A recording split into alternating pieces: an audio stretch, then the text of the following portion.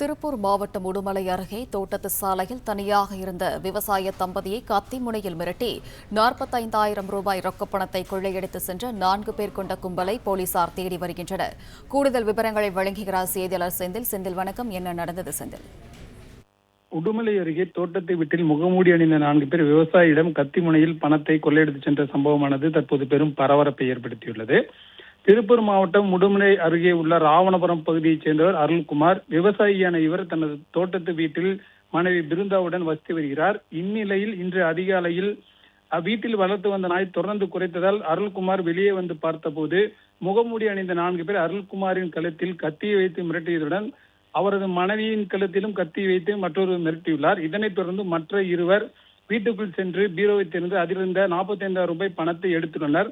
தொடர்ந்து அருள்குமாரின் செல்போனை பறித்து சேதப்படுத்திய முகமூடி கொள்ளையர்கள் தம்பதியினரை வீட்டுக்குள் வைத்து பூட்டிவிட்டு தப்பிச் சென்றனர். அதிகாலை உதவி கேட்டு கூச்சலிட்டதில் அருகில் இருந்தவர்கள் தம்பதியினரை மீட்டு தலி போலீசாருக்கு தகவல் அளித்தனர். மோப்பனாய் மற்றும் தடயவியல் துறையினுடன் சம்பவ இடத்துக்கு வந்த போலீசார் விசாரணை நடத்தி வருகின்றனர். மேலும் போலீசார் சிசிடிவி காட்சிகளை கைப்பற்றி தொடர் விசாரணை மேற்கொண்டு வருகின்றனர். தோட்டத்தை வீட்டில் தனியாக வசித்து வந்த தம்பதியிடம் முகமூடி கும்பலானது கத்தி முனையில் மிரட்டி பணம் பறித்த சம்பவமான தற்போது உடுமலை பகுதியில் பெரும் பரபரப்பை ஏற்படுத்தியுள்ளது.